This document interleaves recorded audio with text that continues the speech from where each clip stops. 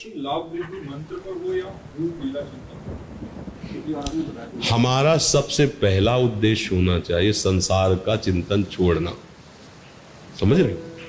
हमें लाभ वृद्धि में नहीं देखना। हमारा सबसे बड़ा लाभ है इन के इन प्रकारेण संसार शरीर का भोगों का चिंतन ना हो पाए।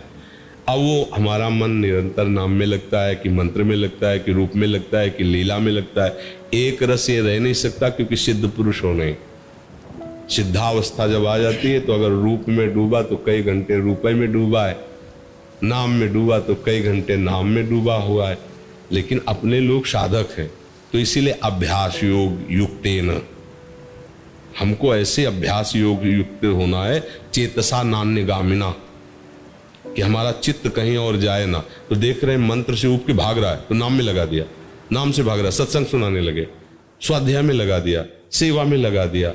हमको अभ्यास योग युक्तेन चेतसा नान्यगामिना, हमारा चित्त संसार में कहीं जा न पाए, पहले ये बात रखनी है। और जब संसार में नहीं जाएगा तो फिर प्रभु में जब रहेगा तो सब बराबर है।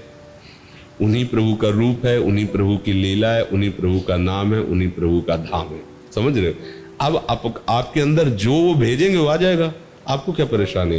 रूपाशक्ति भेजेंगे तो आप रूप छके घूमत रहे, तन को तनिक न भान, नारायण दृग जल बहे यह प्रेम पैंत, वो जो भेजेंगे आ जाएगा। अपने क्या मतलब है?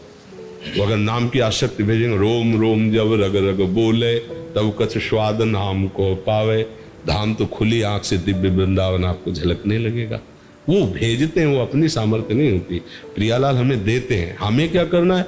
अभ्यास योग युक्त चेतसा नान्यगा, हमारा चित्त कहीं चलायमान न हो, केवल एक प्रभु के नाम रूप लीला धाम, किसी में भी लगे। अभी हमारी प्रधानता इसमें लगे नहीं होनी चाहिए, हमारी प्रधानता इसमें ना लगे। संसार शरीर संबंध इसकी याद ना आवे, पहले इस पे आना चाहिए। समझ रहे ना?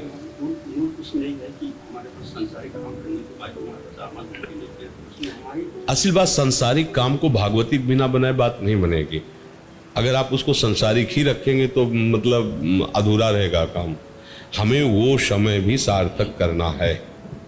देखो, जो काम हम करते हैं उसका हमारे अंदर संस्कार पड़ता है।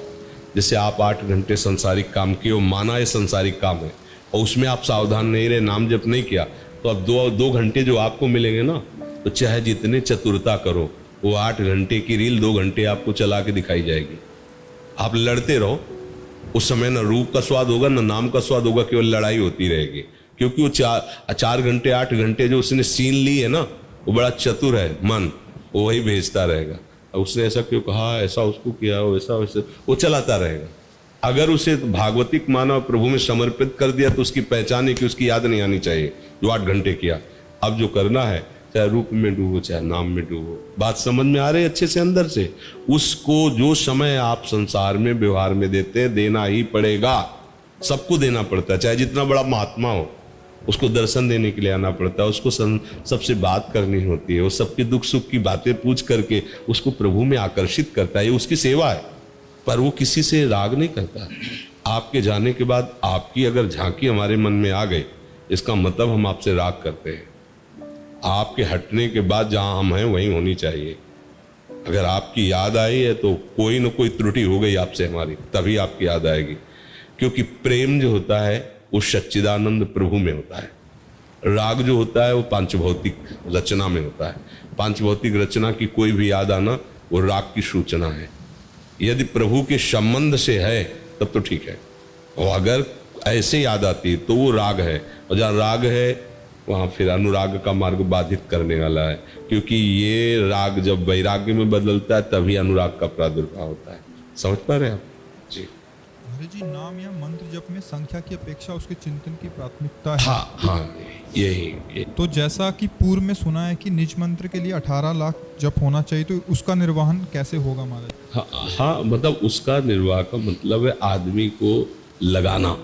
समझो, नहीं 18 लाख जपने के बाद वो अधिकारी नहीं बन जाता, उसको केवल लगाना है। अभी 5 मिनट में निज बन सकते हो, 5 मिनट में। 18 तो लाख हो, 5 मिनट में अंदर से आर्त भाव से हुआ कि लाडली मैं साधनहीन, आपके गोरे चरणारविंद के सिवा मेरा कोई नहीं। अच्छे से ठसक आ गए, आप निज बन गए, निज मंत्र के अधिकारी हो गए। और आप 18 करोड़ जप लीजिए, और आपको हम मना रहे कि मैंने 18 करोड़ जपा तो भी लाडली लायक नहीं बने, क्योंकि इस दरबार में अखिल कोटि ब्रह्मांडों का स्वामी भी दैन्य होकर प्रवेश किया है। वहाँ श्यामा जी की कृपा को रो ताकता रहता है ना? श्यामा जी की ये कौन बात जो अब ही और अब ही और अब ही, या ही रस बस भये, ये और किया हो रहे। ये बहुत मतलब एक अब वो तो मतलब चर्चा नहीं थी, इस बात की चर्चा नहीं है, तो केवल एकांतिक रसिकों का विषय है।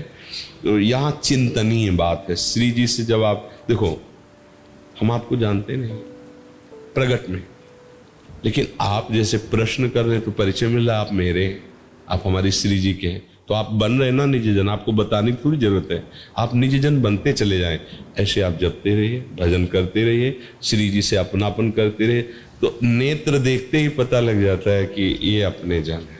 अपने जन जो हमारी लाडली को जितना प्यार करते हो, हमारा उतना ही प्राण प्रिय होगा। और अगर ये हमारा शरीर भी लाडली के विरुद्ध कोई आचरण कर दे तो वो भी निंदनीय और त्याजनीय हो जाएगा।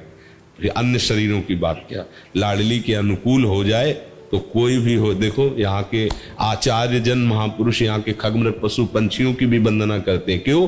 क्योंकि लाडली के है ना।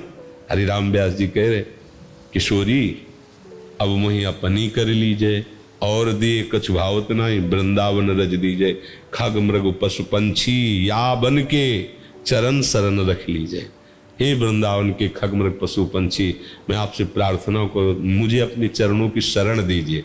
पशु पक्षियों की भी शरण मांग रहे, काहे के लिए? वो लाडली जी के है ना। तो जो लाडली जी का है वही अपना बंधनी है, अपना प्रियजन है। और जो लाडली जी से परिचय नहीं, तो कोई भी हो, चाहे वो भगवान की कोटि का हो, तो भी हमारा परिचय उससे नहीं होगा। तो हम जितना लाडली जी से अपनापन करते जाएंगे, जैसे समझना है कि हम एक नियत संख्या 18 लाख का लक्ष्य बना लिया। अच्छा, हमारा शरीर संबंधी